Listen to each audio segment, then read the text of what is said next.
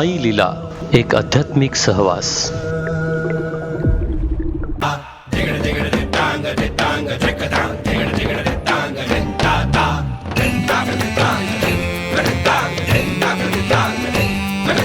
देव मामलेदार पटांगण फुलू फुलू लागले, लोक हिताला शिलेदार ही निस्वार्थी लाभले. खडतर होता मार्ग तरी पण, खडतर होता मार्ग तरी पण जागर ना थांबला. खडतर होता मार्ग तरी पण जागर ना थांबला. वसंत व्याख्यानमाला ही वसंत व्याख्यानमाला, वसंत व्याख्यानमाला आली वसंत व्याख्यानमाला. नाशिक वसंत व्याख्यानमाला. शतक महोत्सवाकडे वाटचाल करणाऱ्या नाशिक वसंत व्याख्यानमालेचं यंदा डिजिटल आयोजन. कोरोनाच्या पार्श्वभूमीवर घरात सुरक्षित रहा आणि टीव्ही दूरचित्रवाणीवर अभ्यासपूर्ण व्याख्यानांच्या ज्ञानकुंभाचा रसस्वाद अनुभवा. दिनांक 1 मे ते 31 मे 2021 पर्यंत दररोज सायंकाळी 7:10 साई लीला चॅनलवर विविध विषयांवरची व्याख्यानं ऐका. व्याख्यानांचं पुनःप्रक्षेपण दुसऱ्या दिवशी सकाळी 11 वाजता. तसेच यूट्यूबच्या माध्यमातून ओम साई लीला टीव्ही लाईव्ह स्ट्रीमिंग. भेटला स्वरलतिकेचा स्वरसागर श्री गोदेला भेटला. वसंत व्याख्यानमाला ही वसंत व्याख्यानमाला, वसंत व्याख्यानमाला आली वसंत व्याख्यानमाला. आम्हा घरी धन शब्दांची रत्ने, आम्हा घरी धन शब्दांची रत्ने, आम्हा वसंत व्याख्यानमाला ही वसंत व्याख्यानमाला, वसंत व्याख्यानमाला. मी सर्वांचं वसंत व्याख्यानमाला नाशिकतर्फे स्वागत करते. आजचे स्मृती व्याख्यान स्वर्गीय सदुभाऊ मोरे प्रित्यर्थ. आजचे 9वे पुष्प गुंफण्यासाठी आपल्या परमपूज्य स्वामी अद्वैतानंदजी चिन्मय आश्रम नाशिक येथे उपस्थित आहे. त्यांचंही मी मनापासून स्वागत करते. त्याचबरोबर मालेचे अध्यक्ष श्रीकांतबेनी, त्यांच्याबरोबर उपस्थित असलेले इदनामी सर यांचंही मी स्वागत करते. मी व्यासपीठाला विनंती करते की सर्वप्रथम आपण स्वर्गीय सदुभाऊ मोरे यांच्या यांचं प्रतिमेचं पूजन करूया. वसंत व्याख्यानमाला ही वसंत व्याख्यानमाला, वसंत व्याख्यानमाला आली वसंत व्याख्यानमाला, वसंत व्याख्यानमाला ही वसंत व्याख्यानमाला, वसंत व्याख्यानमाला आली वसंत व्याख्यानमाला. ज्येष्ठ स्वातंत्र्य सैनिक सदाशिव अप्पा तथा सदाभाऊ गोरे हे नाव सर्व नाशिककरांना परिचित असलेलं नाव. सदुभाऊंचा जन्म हा 4 फेब्रुवारी 1917 रोजी झाला. जुन्या जमानातील भव्य दिव्य शरीरयष्टीप्रमाणे त्याहून अधिक उच्च कर्तृत्वाची भली माणसं हीच. ब्रिटिश सत्तेच्या विरोधात झुंजण्याचे विचार हे त्यांच्यावर स्वार झाले. त्यानुसार 1930 पासूनच या कामात गुंतलेल्या सदुभाऊंनी काँग्रेसच्या नेत्यांना मदत करण्यासाठी आपला वेळ खर्च केला. 1942च्या स्वातंत्र्य आंदोलनात त्यांनी उडी घेऊन तब्बल 11 महिने तुरुंगवासही भोगला. त्यापैकी 7 महिने नाशिक रोडवर, 4 महिने वरळीच्या तुरुंगात त्यांनी काढले. गोह देशपांडे, विची पवार, गुरुवर्य गोविंदराव यार्दी, अण्णासाहेब दातार, अण्णासाहेब वैशंपायन, माधवराव खैरे अशा तत्कालीन मान्यवरांच्या सहवासात आपली बलदंडता समाज आणि देशाच्या कारणी लागावी अशी दिशा सदुभाऊंना त्यांच्याकडनं मिळत गेली. आणि स्वार्थाचा किंतु मनी न बाळगता समाजकार्यासाठी ते सतत झिजत राहिले. चलेजावच्या लढ्यात त्यांचा मोठा सहभाग होता. ब्रिटिशांविरोधात जगजागर करणारी बुलेटिन त्यांनी वाटली. तसेच ब्रिटिशांविरोधात सभा बैठकांसाठी जागा, त्याचे नियोजन व त्यासाठीची तयारी करणे व सर्व प्रकारची मदत मिळवून देण्याची जबाबदारी त्यांनी यशस्वीपणे निभावली. तारा तोडणे, दळणवळणाचे साधन विस्कळीत करणे अशा उद्योगात देशभक्तीने भारावून गेलेली युवा पिढी घडत गेली. त्यांचे सरदार म्हणून सदुभाऊ पुढे येत गेले. 1944 साली त्यांच्या सर्व मित्रांशी सल्लामसलत करून सदुभाऊंनी पंचवटी नागरिक मंडळाची स्थापना केली. या मंडळास उत्कृष्ट ग्राहक भांडाराचा राज्यातला पहिला क्रमांकाचा पुरस्कार मिळाला. याच मंडळातून ॲडव्होकेट उत्तमराव ढिकले यांच्यासारखे अनेक कार्यकर्ते तयार झाले. सन 1948 साली पंचवटी नाशिक मंडळातर्फे पंचवटीत 23,000 रुपयांना 33 एकर जागा खरेदी केली. तेथे त्यांनी विजयनगर या नावाने गृहनिर्माण सोसायटीची उभारणी केली. तसेच पंचवटी सार्वजनिक वाचनालयाची देखील स्थापना केली. तेव्हा पुस्तके ठेवण्यासाठी घरातून कपाटे काढून देण्याचे औदार्य असलेले संस्कारातील क्षण या बलदंड शरीरात वास करून होते. सदाभाऊ यांनी 1949 सालची नगरपालिकेची निवडणूक लढवली आणि त्यात ते विजयी झाले. त्यांनी सलग पावशतक नाशिक महानगरपालिकेत आपल्या कारकिर्दीची मोहर उमटवली. सन 1956 ते 1960 साली असे 2 वेळा त्यांनी नगराध्यक्ष म्हणून नाशिकची धुरा वाहताना पंचवटीला एक तपानंतर नगराध्यक्षपद मिळवण्याची पायंडाई त्यांनी मोडीत काढला. मेन रोडवरील नाशिक नगरपालिकेच्या इमारतीची बांधणी त्यांच्याच कारकिर्दीत झाली. नाशिक शहर आपली कूस बदलत होते त्या प्रत्येक घडामोडीत सदुभाऊंचे योगदान हे अत्यंत मोलाचे होते.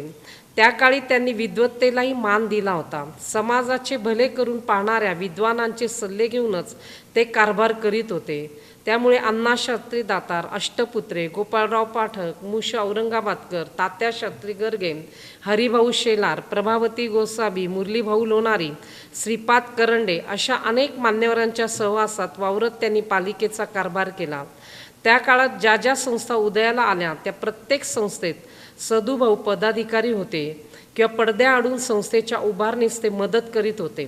खरेदी विक्री संघ, खादी उद्योग, आधाराश्रम, अपना भांडार, सार्वजनिक वाचनालय, तरुण ऐक्य संघ, गणेश उत्सव मंडळे या संस्थेच्या उभारणीत त्यांचा मोठाच हातभार होता.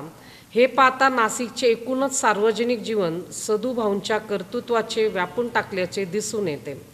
स्वातंत्र्य सैनिक म्हणून आपल्याला मानधन मिळते ते त्यांनी कधीही कुटुंबासाठी व खाजगी कामासाठी वापरले नाही. ते मानधन त्यावेळीपासून ते आजपर्यंत सामाजिक संस्थांना मदत म्हणून दिली जाते.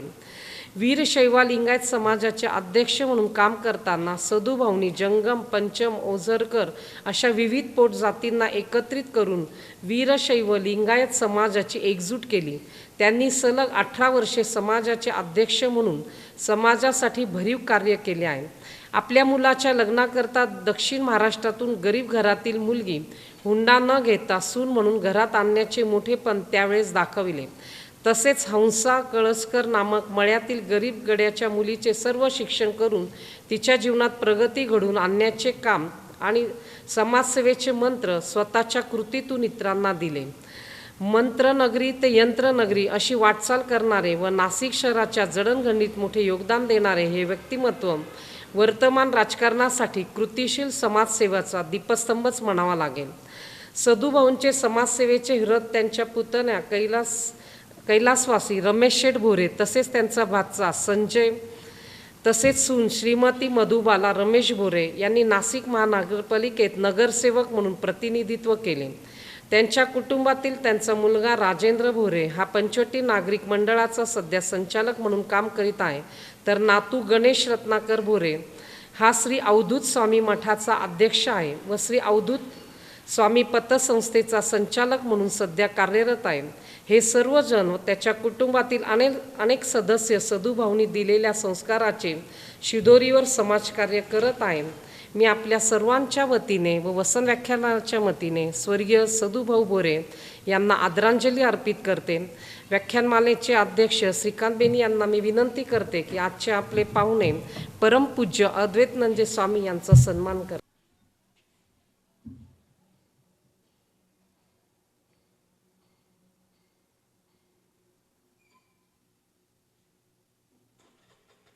परमपूज्य स्वामी अद्वैतानंदजी यांचा जन्म खारगाव येथे झाला. तर मध्य प्रदेशातील धार गावातून लहानचे मोठे झालेले आहेत.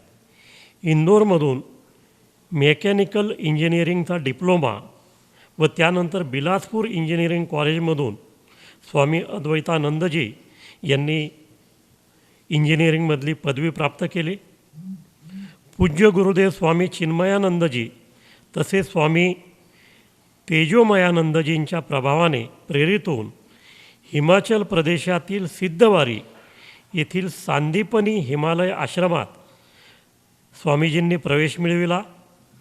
स्वामी सुबोधानंदजींच्या मार्गदर्शनाखाली 1989 साली 2 वर्षांचा वेदांत ग्रंथांचा सखोल श्रवण व त्यानंतर 2002 साली संन्यास दीक्षा घेऊन जगभरातील विविध चिन्मय आश्रमांमध्ये स्वामी अद्वैतानंदजी यांनी सेवा बजावलेली आहे. चिन्मय आश्रम नाशिकमध्ये स्वामीजी आता कार्य पाहत आहेत. वेदांतातील गहन विषय तसेच भक्तिमार्गातील विषयावर आपल्या अमृततुल्य वाणीतून जगभरात अनेक ठिकाणी हिंदी, मराठी तसेच इंग्रजीतून स्वामीजींनी व्याख्यानं दिली आहेत. अमेरिका, कुवेत, दक्षिण आफ्रिका, सिंगापूर अशा देशाच्या विविध भागांमध्ये तसेच भारतातील विविध राज्यांमध्ये स्वामीजींची प्रवचनं, व्याख्यानं ही वेळोवेळी झालेली आहेत आणि हजारो नागरिकांनी या व्याख्यानांचा लाभ घेतलेला आहे.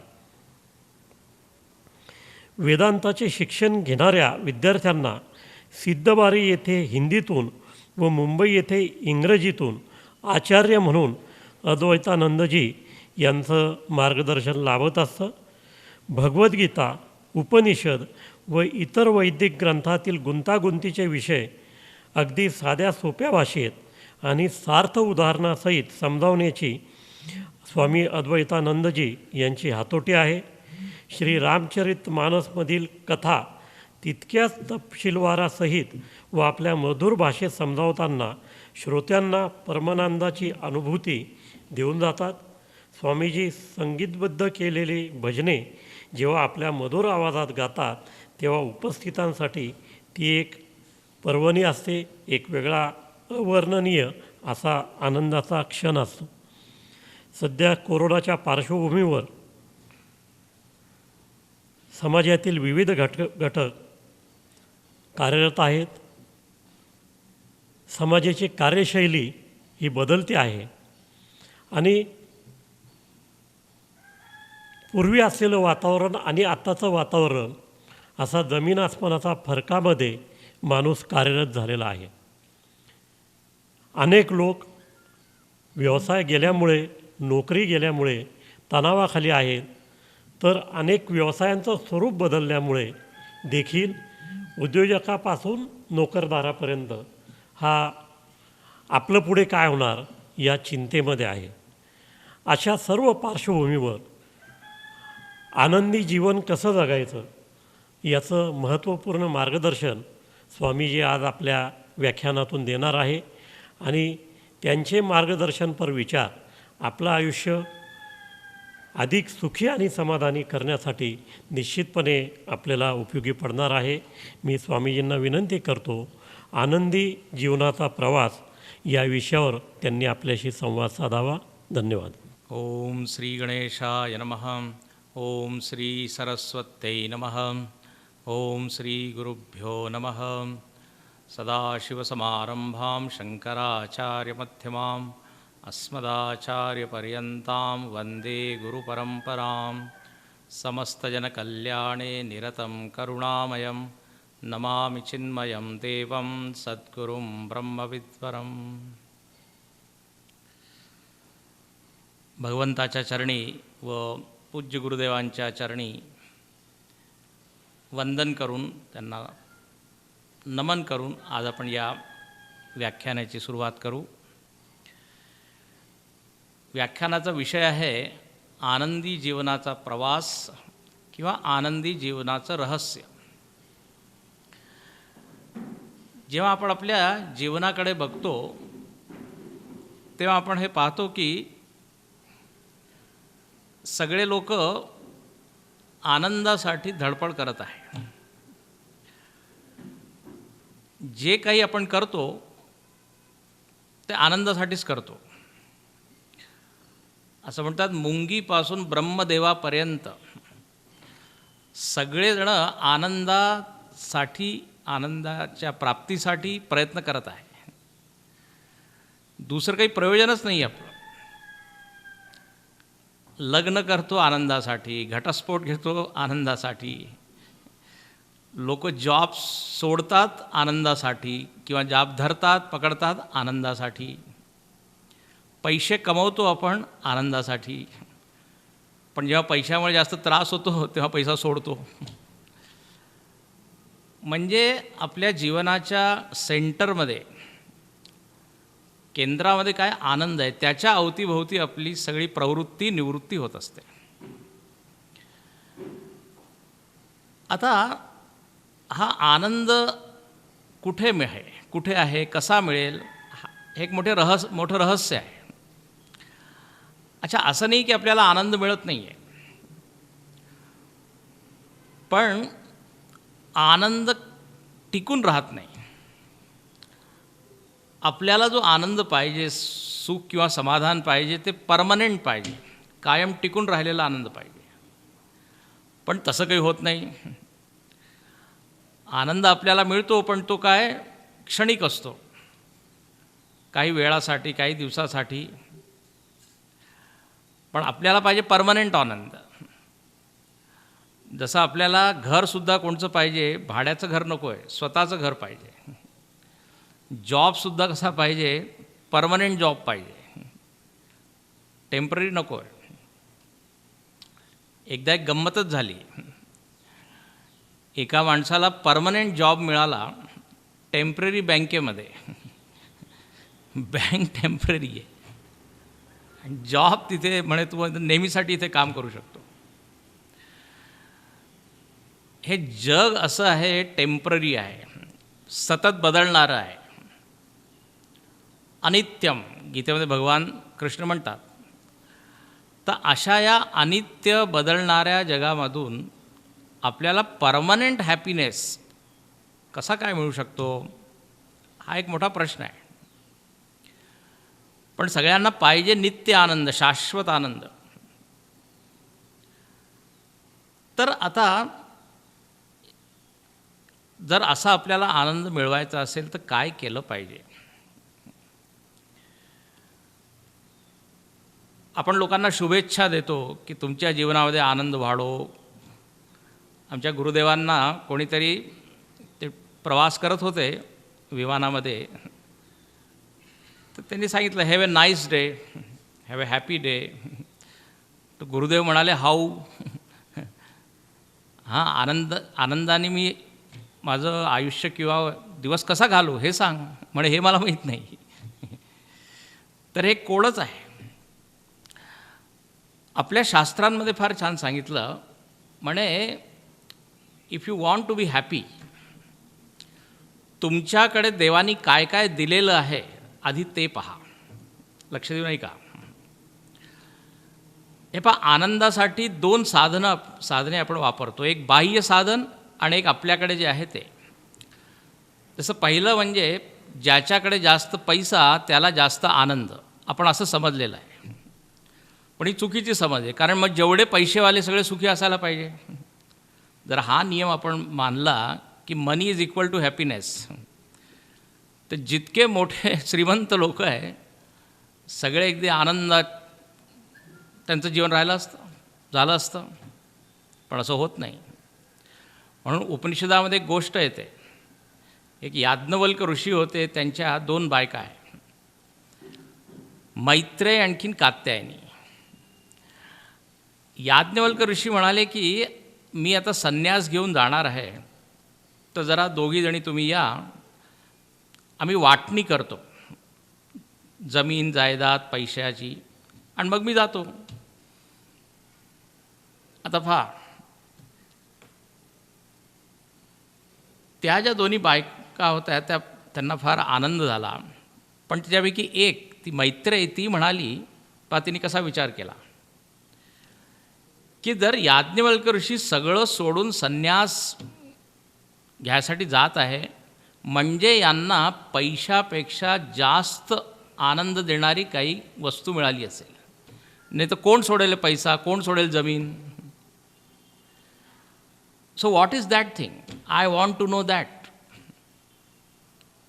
मला पैसा केव्हा हे नको, कारण मला समजलं आहे की याच्यापेक्षा जास्त आनंद देणारी वस्तू तुम्हाला मिळालेली आहे, म्हणून तुम्ही सगळं सोडत आहात. याने सिद्ध काय होतं, हे का उदाहरण मी दिलं, की फक्त पैशामुळेच जीवनामध्ये सुख, समाधान, शांती, आनंद असं होत नाही. शंकराचार्यजी तर म्हणतात अर्थम अनर्थम भावय नित्यम. अनेक वेळा अर्थामुळे अनर्थ होतो.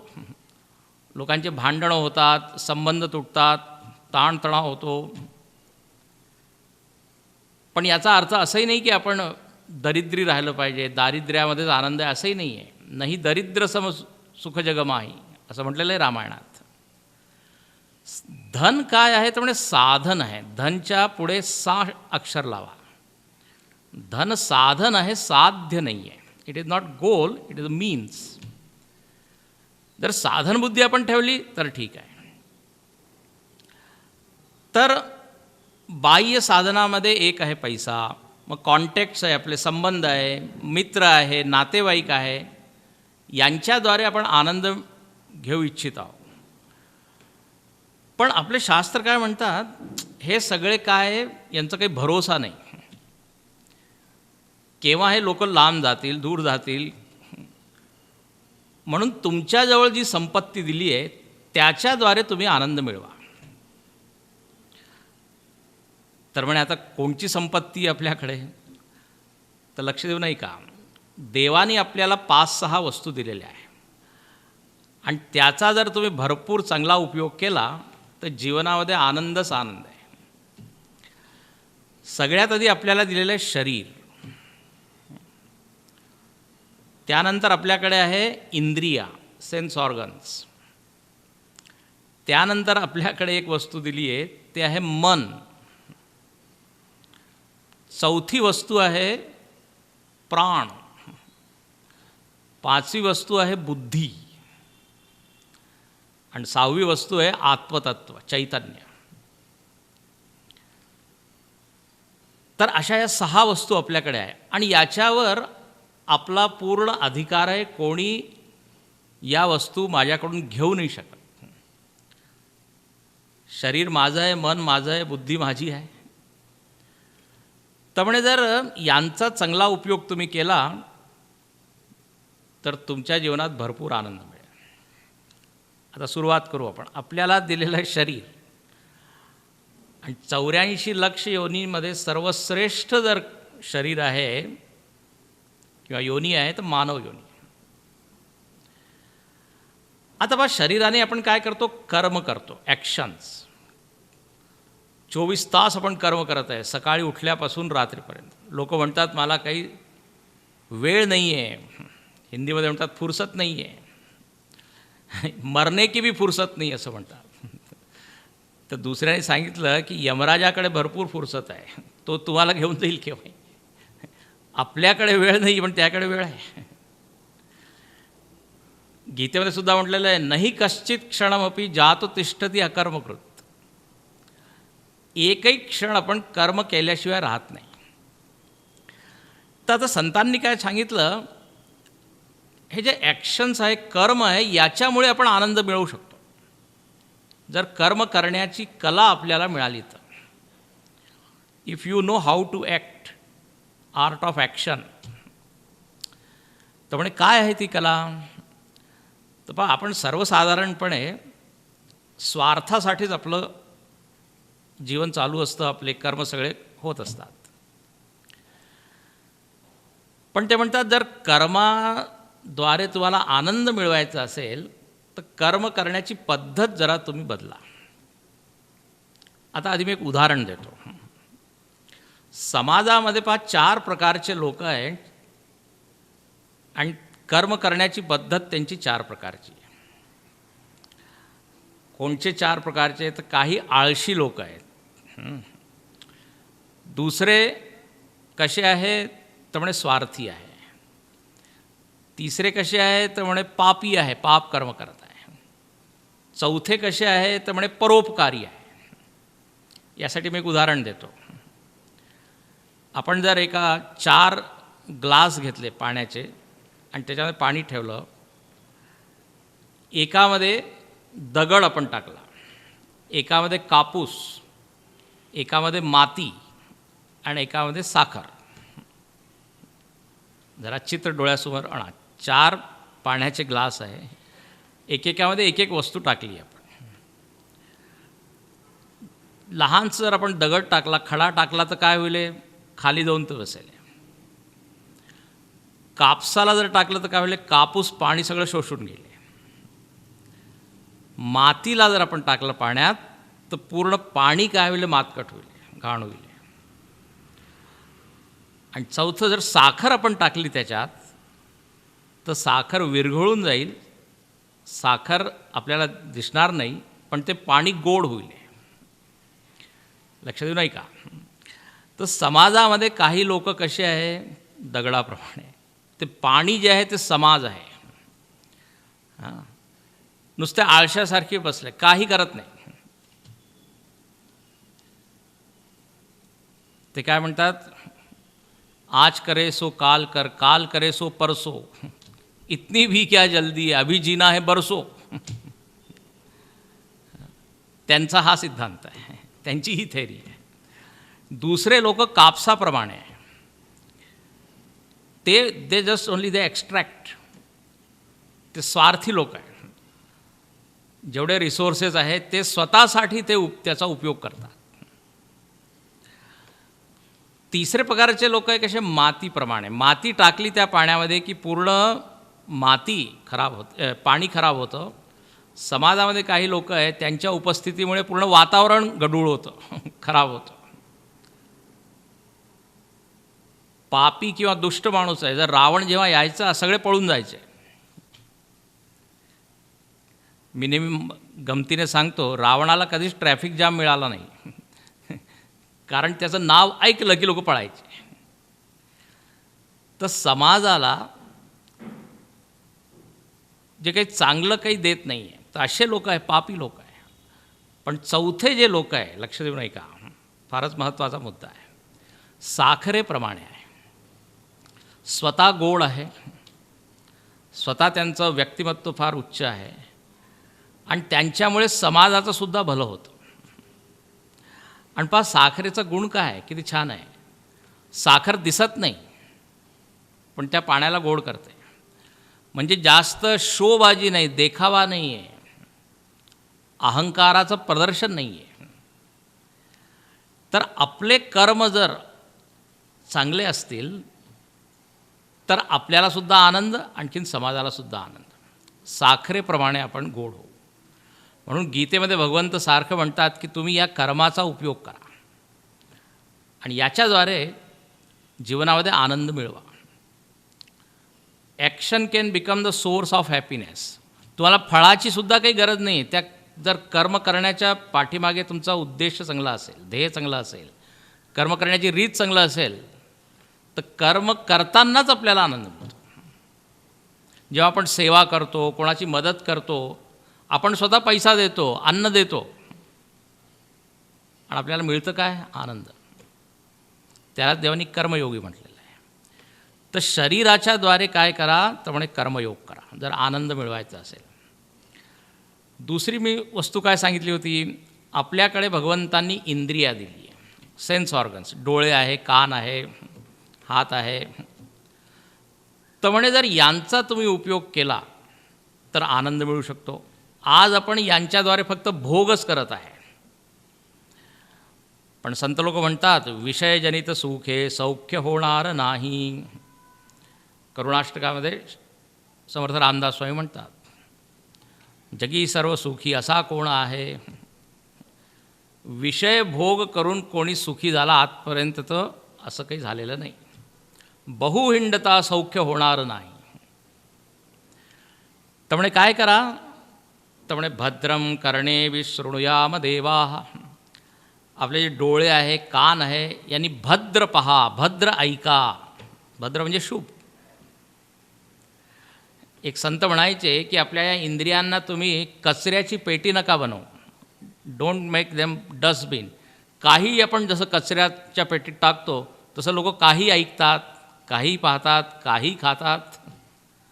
तर म्हणे याने जीवनामध्ये आनंद मिळणार नाही. म्हणून इंद्रियांवर जर आपण संयम मिळवलं तर जास्त आनंद आहे. संयमामध्ये शक्ती आहे. म्हणून त्या वेदांतामध्ये म्हटलेलं आहे शम दम. दम म्हणजे चक्षुरादी इंद्रिय बाह्य निग्रह. एक एक इंद्रियांवर काय ताबा मिळवणं, कंट्रोल करणं. जसं आपण गाडी कंट्रोल करतो ना, ताबा मिळवणं म्हणजे असं नाही की इंद्रियांचा उपयोगच करणं नाही, असं नाही. पण कुठे त्यांचा उपयोग करायचा आहे, किती करायचा आहे, कसा करायचा आहे. जसं आपण गाडी चालवतो तर आपल्याला माहिती आहे कुठे ब्रेक लावायचा आहे, कुठे ॲक्सिलेटर दाबायचं आहे, कुठे वळवायची आहे, तर ती गाडी बरोबर चालते. आता सत्संग वगैरे याची जर सूचना मिळाली तर आपण लगेच ब्रेक लावतो. पण जर कोणी म्हणेल चला आपण सिनेमाला चलो, मूवीला चलो, लगेच ॲक्सिलेटर. तर कुठे ब्रेक लावायचा आहे, म्हणजे काय नाही करायचं आहे, काय करायचं आहे, याचा जर आपण विचार केला तर जीवनामध्ये आनंद आहे. म्हणून इंद्रियांच्याद्वारे सुद्धा आपल्याला आनंद मिळू शकतो जर त्या आपल्या ताब्यात असतील. तिसरी एक वस्तू आपल्याला भगवंताने दिली आहे ती आहे म्हणजे आहे मन. आणि मन तर काय आहे, दिसत नाही, पण मनामुळेच, मनाचा सगळा खेळ आहे. As the mind so the man असं म्हणतात. जसं आपलं मन आहे बस तसा तो माणूस आहे. हे बरं आहे की आपल्याला मन दिसत नाही, नाही तर आपण कोणाच्या बरोबर बसू शकत नाही, बोलू शकत नाही, कारण त्याचं मन आपल्याला दिसेल आहे. त्याच्या मनामध्ये काय काय विचार चालू आहे आपल्याला माहीत नाही. ज्यांनी मनाला सजवलं आहे, जैसी वाहे गंगा तैसे त्याचे मन, तुकाराम महाराज म्हणतात. गंगेप्रमाणे जर आपलं मन एकदम शुद्ध स्वच्छ झालं तर ते म्हणतात मन चंगा तो कठोती में गंगा. मग कुठे जायची गरजच नाही आहे. Your mind itself become the source of happiness. हे पहा, मोठे मोठे जे संत असतात त्यांच्याकडे काय असतं, पैसा नाही की घर नाही की बंगला नाही, पण किती आनंदी असतात. आश्चर्य आहे ना. तर आनंद कुठून मिळतो त्यांना? त्यांचं चांगलं मन आहे, शुद्ध मन आहे, तिथूनच. म्हणून जर आपण आपल्या मनाला ट्रेनिंग दिलं, मनावर आपण जर मनन केलं तर हे मनच काय होऊ शकतं, सुमन होऊ शकतं. सुमन म्हणजे फुलाप्रमाणे सुगंध देणार. म्हणून म्हटलेलं आहे मन एव मनुष्याणाम कारणम बंध मोक्षयो. मनामुळेच आपल्याला बंधन मिळतं, मनामुळेच आपल्याला मोक्षसुद्धा मिळू शकतो. समर्थ रामदास स्वामींनी पहा मनाचे श्लोक लिहिले, मनावर श्लोक लिहिले. मन काय आहे? मन या स्थूल शरीराचा भाग नाही आहे, हे लक्षात ठेवा. जसं हार्ट आहे, किडनी आहे, लिव्हर आहे, असं कुठेतरी मन आहे असं नाही आहे. मन सूक्ष्म आहे. आणि मनाचा जर आपण अभ्यास केला तर आपल्याला कळेल मन म्हणजे थॉट फ्लो आहे, विचारांचा एक प्रवाह आहे, भावनांचा प्रवाह आहे. प्रेम, करुणा, दया, श्रद्धा, एकापेक्षा एक सुंदर भावना आहे आपल्या मनामध्ये. आणि याच मनामध्ये आसुरी वृत्तीसुद्धा आहे. ईर्ष्या आहे, द्वेष आहे, राग आहे, क्रोध आहे. म्हणून गीतेमध्ये भगवंत म्हणतात दैवी संपत्ती आणि आसुरी संपत्ती, दोन संपत्ती आपल्यामध्ये आहे. पण ज्यांनी दैवी संपत्ती वाढवली त्यांच्या जीवनामध्ये आनंद आहे. म्हणून काय म्हणतात, या मनाच्याद्वारे तुम्ही सुखी होऊ शकता. मनाला शुद्ध करा, मनाला स्वच्छ करा. एकाने इंग्रजीमध्ये छान सांगितलं, म्हणे positive mind is powerful mind, positive mind is peaceful mind. मन जर आपलं सकारात्मक असेल तर पहा त्याच्यामध्ये एक शक्ती असते. मोठे मोठे जे महापुरुष लोक असतात त्यांचं मन एवढं दमदार असतं, पॉवरफुल असतं, त्याच्याद्वारेच ते सगळ्यांना कंट्रोल करतात. तर आनंदी राहायचं असेल तर मनामधील विचारांकडे आपण लक्ष दिलं पाहिजे. जेवढ्या भावना चांगल्या तेवढा स्वतःलाही आनंद आणि दुसऱ्यालाही आनंद. आणि याच्या उलट लक्ष देऊ नाही का, जर माझ्या मनामध्ये द्वेष आला किंवा क्रोध राग आला तर सगळ्यात आधी कष्ट मला होते. माझा मूड ऑफ होईल, दिवस खराब होईल, आणि त्याच्यानंतर माझ्या संपर्कात जो येईल त्यालासुद्धा प्रसाद देईन मी. होतं की नाही असं? राग आल्यावर कोणी शांत बसू शकतो का? नाही, मी शांतपणे राग करत आहे. राग आला की शांती तुम्ही गमावून बसला, आणि ज्याच्यावर तुम्ही राग केला त्याची शांतीसुद्धा गेली. म्हणून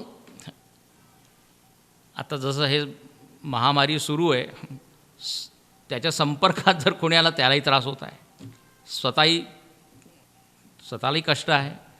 तर हे आसुरी वृत्ती किंवा पाशविक तामसिक वृत्ती अशीच असते. म्हणून आता मनामध्ये पाहिलं पाहिजे की संख्या कोणाची जास्त आहे, सकारात्मक वृत्ती जास्त आहे की नेगेटिव्ह. तर सकारात्मकता आपली वाढत गेली तर पहा, जीवनामध्ये पैसा नसेल किंवा काही नसेल तरी आपण आनंदी जीवन जगू. आता तुकाराम महाराज आहे, ज्ञानोबा आहे, समर्थ रामदास स्वामी आहे, त्यांच्याकडे काय आहे? पण एक छान मन आहे, आणि त्या मनाची सुगंध सगळीकडे आहे. तर शरीराने कर्म करायचं आहे, इंद्रियांवर ताबा ठेवायचा आहे, मनामध्ये जर चांगली भावना आपण ठेवली तर आनंद मिळेल. आणि एक चौथी गोष्ट आपल्याकडे, चौथी वस्तू आहे, ती म्हणजे आहे वागेंद्रिय. बोलण्याची जी ही इंद्रिय आहे, वाक्शक्ती याला म्हणतात, वागेंद्रिय म्हणतात, ऑर्गन ऑफ स्पीच. म्हणे जगामध्ये जगमित्र जिव्हापाशी आहे सूत्र. जिभेच्या टोकावर मित्र, शत्रू, सुख, दुःख सगळे बसलेले आहे. जर कोणाला बोलण्याची कला येत असेल तर पहा, इतके तो मित्र बनवतो, जो त्याच्या संपर्कात येतो तो मित्र होतो. आणि जर मला माहीत नाही आहे कसं बोलायचं तर सगळे लोक काय माझ्यापासून दूर होतात. जर ते गुड नाईट लावतात की नाही, मॉस्किटो रिपेलंट, सगळे मच्छर डास दूर होतात, त्याप्रमाणे माणसं दूर होतात याच्यापासून. म्हणून तुकाराम महाराजांनी एक शब्दावरच एक पूर्ण अभंग लिहिला आहे. बोलण्यापूर्वी शब्द तोलावा, शब्द घासावा, सत्यम ब्रूयात, प्रियम ब्रूयात, हितम ब्रूयात, मितम ब्रूयात. म्हणजे जे काही आपण बोलत आहोत आधी विचार करून घ्या, खरं आहे की खोटं आहे. सत्यम ब्रूयात. वाणीला हाऊ यू कॅन डेकोरेट, त्याला कसं आपण सजवू शकतो. जर आपण शरीराला सजवतो, शब्दांनासुद्धा सजवलं पाहिजे, त्याचा शृंगार केला पाहिजे. त्यामुळे जर त्याच्यामध्ये सत्य असेल तर ती चांगली वाणी. त्यानंतर हितम ब्रूयात, असं काही बोललं पाहिजे की समोरच्याचं त्याच्यामध्ये भलं झालं पाहिजे, हित झालं पाहिजे. आणखीन म्हणतात मितम ब्रूयात, हा फार महत्त्वाचा मुद्दा आहे. मितम म्हणजे कमी, मोजकं बोलायचं. जर मोजकं बोललं तर काय होईल, आपली शक्ती क्षीण होणार नाही आणि समोरच्याचं डोकंसुद्धा दुखणार नाही. एकाने सांगितलं की मी आज मौन व्रत केलं आहे, म्हणजे फार छान, थँक्यू, आम्हाला फार लाभ होईल, तुला लाभ होईल की नाही माहीत नाही. तर सारखी जर कोणी बडबड करत आहे तर काय, मन विक्षिप्त होईल, मन अस्वस्थ होईल, समोरच्यालासुद्धा त्रास होईल. म्हणून म्हणतात मितम ब्रूयात. एक संत म्हणायचे, म्हणे पशु पक्षी किती बोलतात, इतके हजारो पक्षी झाडावर बसले आहे रात्रभर, पण एक शब्द बोलत नाही. आणि माणूस, 2 माणसं मिळाले नाही, 2 व्यक्ती बरोबर आले नाही की तासन तास गप्पा सुरू आहे. We exhaust our energy through this words. तर म्हणे या शब्दाला सांभाळा. जिव्हेपाशी आहे, आता सांगितलं ना, जगमित्र, जगामध्ये जगमित्र, जिव्हेपाशी आहे सूत्र. जर आपण शब्द छान बोलले तर तर शब्दाच्याद्वारे सुद्धा जीवनामध्ये आपल्याला आनंद मिळू शकतो. आमचे गुरुदेव स्वामी चिन्मयानंद महाराज ते जवळजवळ 40 वर्ष प्रवचन करत राहिले पूर्ण जगामध्ये. आज चिन्मय मिशनचे जवळजवळ 28पेक्षा जास्त देशांमध्ये ब्रांचेस आहे, शाखा आहे. अमेरिकेमध्येच बहुतेक 40 आश्रम असतील. तर कोणी त्यांना विचारलं की तुम्ही या संस्थेची उभारणी कशी केली, त्याचं काय रहस्य आहे, कशावर ही पूर्ण संस्था उभी आहे? तर त्यांनी फार छान उत्तर दिलं. ते म्हणाले की 2 इंच जिभेवर पूर्ण चिन्मय मिशन उभं आहे. What is the meaning? म्हणे मी फक्त लोकांशी बोलत गेलो, लोकांना बरं वाटलं, म्हणजे छान वाटलं, हळूहळू संपर्कात आले आणि संस्था वाढत गेली. तर वाणीचा किती छान उपयोग. आता स्वामी विवेकानंदांनी अमेरिकन लोकांचं हृदय सगळ्यांचं जिंकलं. कशामुळे? फक्त शब्दामुळे. म्हणून ही जी वागेंद्रिय वाणी आहे, व्यवहार पहा आपला 90% व्यवहार या वाणीतनीच होत असतो. दिवसभर आपण पाहू, कोणाशी बोलतो, कोणाला काही सांगतो, कोणाला सल्ला देतो. म्हणून हाऊ टू स्पीक ही सुद्धा एक कला आहे, आणि ही ज्याला आली त्याच्या जीवनामध्ये आनंद आहे. तर शरीर आहे, मन आहे, इंद्रिय आहे, आणि त्याच्यामध्ये वागेंद्रिय आहे. याच्याद्वारे जीवनामध्ये आपण आनंद मिळवू शकतो. आता एक आणखीन वस्तू आहे आपल्याकडे, ती आहे बुद्धी. मी हे सगळं का सांगत आहे की याच्याकडे कधी आपलं लक्ष जातच नाही की मला देवाने एवढ्या छान छान वस्तू दिलेल्या आहेत. आमचे स्वामीजी म्हणायचे की हे जे आपल्याला मिळालेलं आहे, दिस इज अ गिफ्ट फ्रॉम हिम. एक फार मोठी भेट आहे, आणि आपण काय करत आहो यानी that will be gift to him. त्या भगवंताला आपली ती भेट होईल. आपल्याला दिली आहे बुद्धी, आणि सगळ्या प्राण्यांमध्ये सगळ्यात जास्त बुद्धी आपल्याकडेच आहे. अच्छा, आता बुद्धीने काय करा? तर म्हणे बुद्धीने विचार करा. बुद्धीने आपण ज्ञान मिळवतो. ज्ञानाचे 2 प्रकार आहे. एक आहे लौकिक ज्ञान, जे आपण युनिव्हर्सिटीमध्ये विद्यापीठामध्ये मिळवतो, फिजिक्स, केमिस्ट्री, गणित, कम्प्युटर, बायोलॉजी वगैरे वगैरे. आणि एक आहे विद्या, त्याला म्हणतात ब्रह्मविद्या, आत्मविद्या. गीतेमध्ये त्याला राजविद्या म्हटलेलं आहे, रॉयल सायन्स. विद्यानाम राजा. आणि ती विद्या म्हणजे काय? तर म्हणे आत्मज्ञान. आता पहा, ही जी जागतिक विद्या आहे ती आपण मिळवतो, आणि त्याच्याद्वारे काय आपल्याला मिळतं? तर म्हणे आपण पैसे कमवू शकतो. अन्न, वस्त्र, निवारा या विद्येमुळे आपल्याला मिळत असते.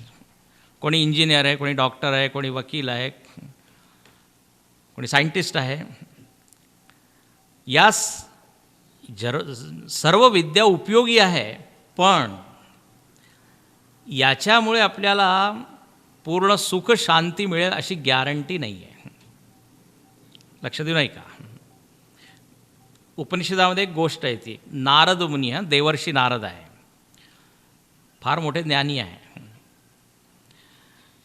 ते एकदा गेले सनकादी ऋषींकडे. तर ते ऋषी म्हणाले, का आलाय तुम्ही? काय तुम्हाला आमच्याकडून अपेक्षा आहे? तर नारद ऋषी म्हणाले, तुम्ही आम्हाला ही आत्मविद्या द्या. आत्मविद्या मिळवण्यासाठी मी आलो आहे. तर सनकादी ऋषी म्हणाले, पण आधी तुम्ही हे सांगा की तुम्हाला कोणकोणच्या विद्या, म्हणजे कोणकोणचं ज्ञान तुम्हाला माहीत आहे. How many types of knowledge तुम्हाला माहीत आहे, ते जरा तुम्ही सांगा. तर नारदांनी एक मोठी यादी दिली आहे. खगोलशास्त्र, भूगोलशास्त्र, नृत्य, कला, संगीत, जवळजवळ 15-20 अशा विद्यांचे नावं दिलेले आहे. म्हणे हे सगळं मला माहीत आहे. तर मग सनकादी ऋषी म्हणतात, मग तुम्ही माझ्याकडे कशाला आलाय? तर तिथे देवर्षी नारद फार छान एक वाक्य म्हणतात, लक्ष देऊ नाही का? ते म्हणतात, अहम भगवत शोचामी. भरपूर ज्ञान मला मिळालेलं आहे या जगाचं, पण अजूनपर्यंत शोक निवृत्ती झाली नाही. दुःखाची निवृत्ती झाली नाही. आणि मी असं ऐकलं आहे, तरति शोकम आत्मवित इति श्रुतवानहम. मी असं ऐकलं आहे की ज्याला आत्मज्ञान मिळतं तो या शोक सागराच्या पलीकडे जातो, त्याच्या जीवनामध्ये दुःख होत नाही. म्हणून मला ती विद्या तुम्ही द्या. किती सुंदर. मग त्यांनी ती आत्मविद्या दिली आहे. गीतेमध्ये सुद्धा अर्जुनाची स्थिती तुम्ही पहा. पहिल्या अध्यायामध्ये विषादग्रस्त आहे म्हणून पहिल्या अध्यायाचं नाव आहे विषाद योग. पण सगळे त्याने ऐकलं पूर्ण ती विद्या. आणि शेवटी तो काय म्हणतो, नष्टो मोह, भ्रम आहे, अज्ञान आहे, संशय सगळे आता दूर झाले आणि आता मी सुखी आहे. तर जर आपल्याला जीवनामध्ये आनंद मिळवायचा असेल तर जरा अध्यात्माकडे वळलं पाहिजे. लोकांचं वय 80-85 होऊन जातं तरी ते अध्यात्माकडे मुळीच वळत नाही, संसारच. 60 वर्षाची एक व्यक्ती होती, तिला म्हटलं अरे आता तुम्ही प्रवचनाला या, सत्संग वगैरे करा. तर ती म्हणाली मला लग्नाला जायचं आहे. तर आता ते संत होते ते म्हणाले अरे तू खूप लग्न अटेंड केले, आता किती. तर ती व्यक्ती काय म्हणते, लग्न अटेंड करायला नाही जात आहे, लग्न करायला जात आहे. जगामध्ये अशी सुद्धा लोक भेटतात, सुरुवात करतच नाही. एका घरामध्ये एक व्यक्ती भेटायला गेले, त्यांचे ते मित्रच होते. आणि त्यांच्या घरामध्ये त्यांनी काय बघितलं की बरेच वयस्कर लोक आहेत, 3-4 वयस्कर मेंबर्स होते. कोणाचं वय 80 असेल, कोणाचं 85, कोणाचं 87. तर ही जी व्यक्ती भेटायला गेली होती त्यांनी सहज विचारलं आपलं वय किती आहे. तर ते जे एक वयस्कर होते गृहस्थ, ते म्हणाले माझं वय 2 वर्ष आहे. 2 वर्ष कसं काय. दुसऱ्याला विचारलं तुमचं किती वय असेल आहे. म्हणे माझं 3 वर्ष आहे. आता 85 वर्षाचा माणूस म्हणतोय 3 वर्ष.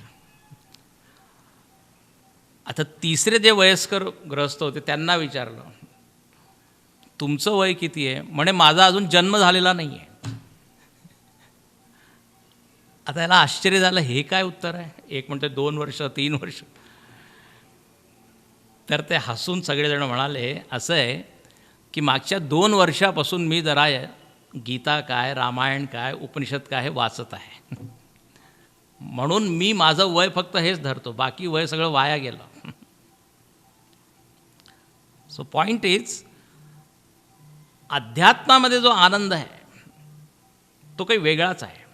स्वाधीन आनंद आहे आणि परमनेंट आनंद आहे. आत्ता मी आधी सुरुवातीला सांगितलं तुम्हाला, सगळ्यांना शाश्वत आनंद पाहिजे, तो या ज्ञानामध्ये आहे.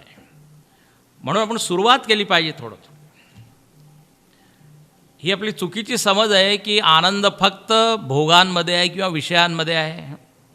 भोगे रोग भयम कुलेच्युती भयम, भर्तृहरी म्हणतात. जगामध्ये एक फार इंटरेस्टिंग गोष्ट आहे.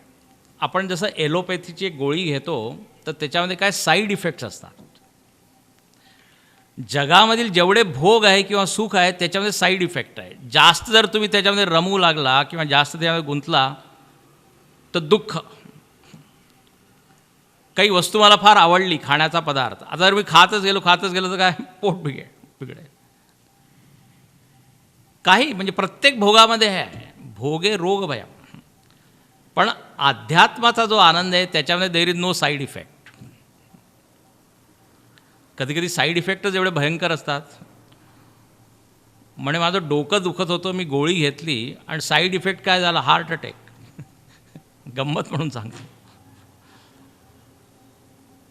तर अध्यात्माचं जे आनंद आहे, आत्मानंद किंवा भगवंताचं जे आनंद आहे, शुद्ध आनंद आहे आणि नेहमीसाठी कायम टिकून राहणारा आनंद आहे. म्हणून आनंदी जीवन जगायचं असेल तर जरा भगवंताकडे वळा. म्हणून पहा, आपण सर्व संत काय म्हणतात, रूप पाहता लोचनी सुख झाले हो साजणी. सर्व संतांच्या अभंगामध्ये सुख शब्द येतो. सर्व सुखाचे आगर बाप रखुमा देवीवर, जाता पंढरीचं सुख वाटे जीवा.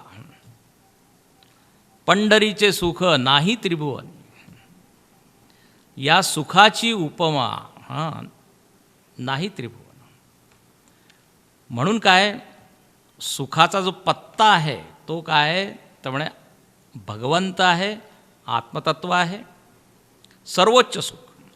लोक ध्यान करतात, समाधी करतात, तासनतास त्याच्यात रमतात. जर आत्म्यामध्ये सुख नसेल तर ते कसे बसू शकतील? म्हणून पहा, आपल्याकडे ज्या ज्या वस्तू दिलेल्या आहेत, शरीर आहे, मन आहे, इंद्रिय आहे, बुद्धी आहे, आत्मतत्व आहे, याच्यामध्ये जणू काही आनंद लपलेला आहे. बाहेर पाहायची काही गरजच नाही आहे.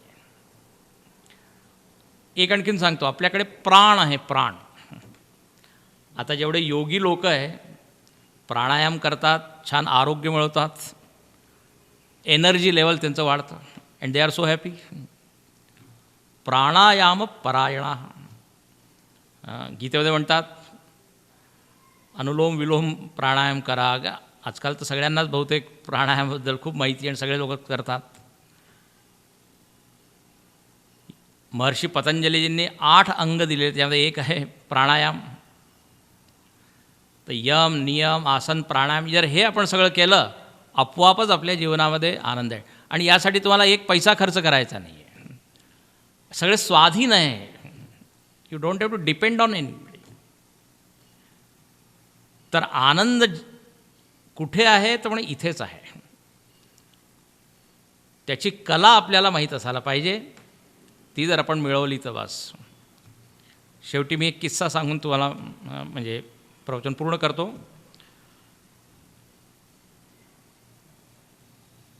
त्यामध्ये हे सांगितलं आहे की आपल्याकडे जर वस्तू नसेल तरी आपण सुखी असू शकतो, राहू शकतो.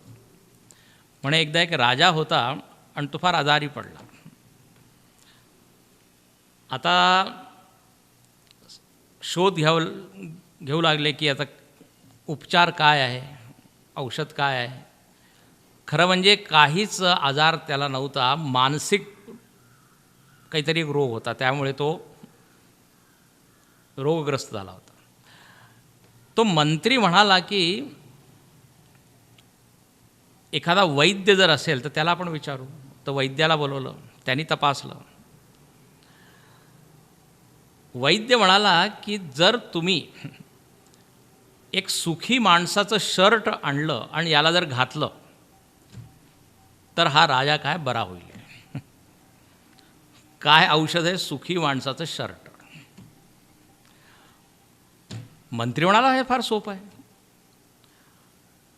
आता तो इकडे तिकडे पूर्ण राज्यामध्ये शोधू लागला, कोण आहे सुखी माणूस. आता ज्याच्याकडे जातो तो म्हणतो नाही नाही, कोणीच सांगितलं तुम्हाला सुखी आहे, मी सुखी नाही आहे, माझ्या शेजारी जो राहतो ना तो आहे सुखी. तर मंत्री म्हणाला त्यांनीच तुझ्याकडे पाठवलं आहे मला.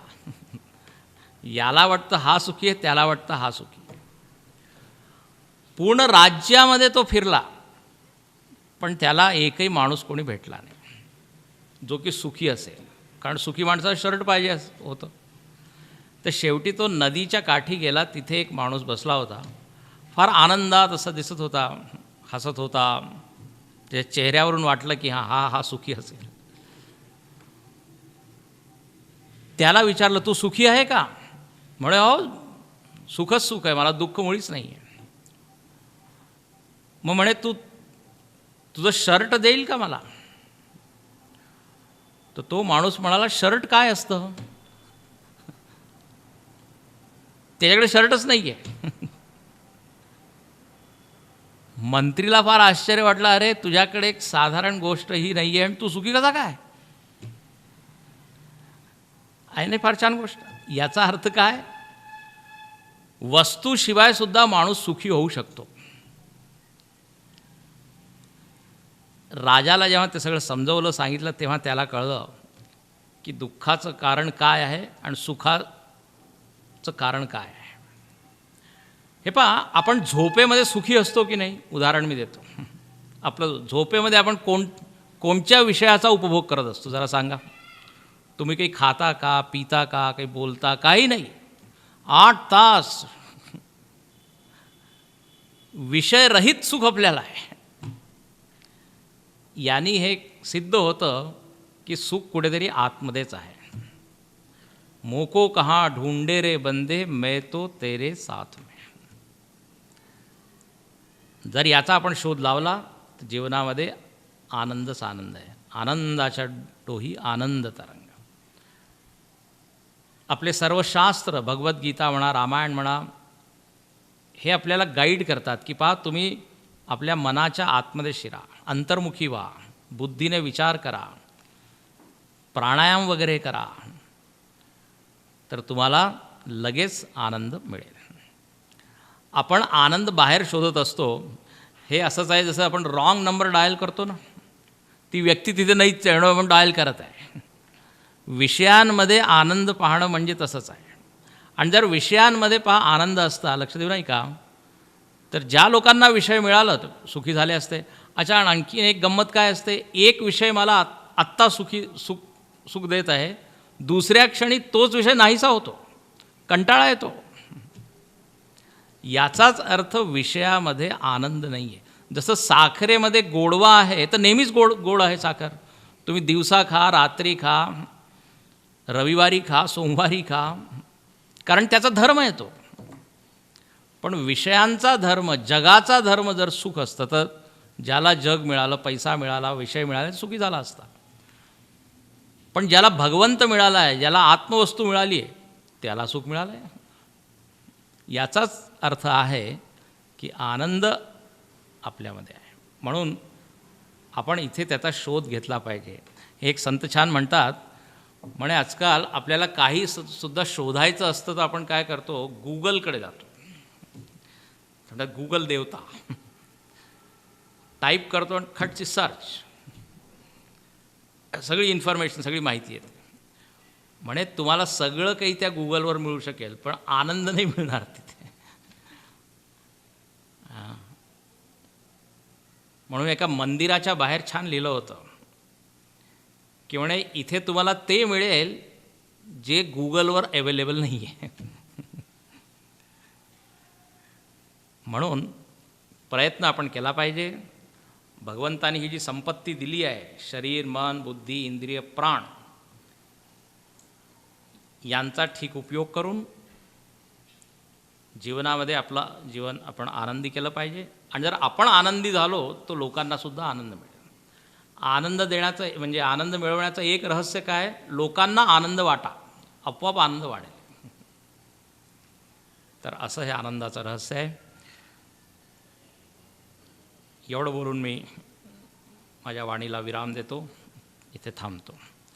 आयोजकांना फार फार धन्यवाद, त्यांनी मला ही संधी दिली, आणखीन काही विचार व्यक्त करण्याचा एक मला चान्स मिळाला. Thank you very much. हरी. आपले आवडते साई लीला टीव्ही एक आध्यात्मिक सहवास हे एक फ्री चॅनल आहे. आपल्या येथे केबल टीव्हीवर जर साई लीला टीव्ही एक आध्यात्मिक सहवास हे चॅनल दिसत नसेल तर आजच आपल्या केबल ऑपरेटरशी संपर्क करा.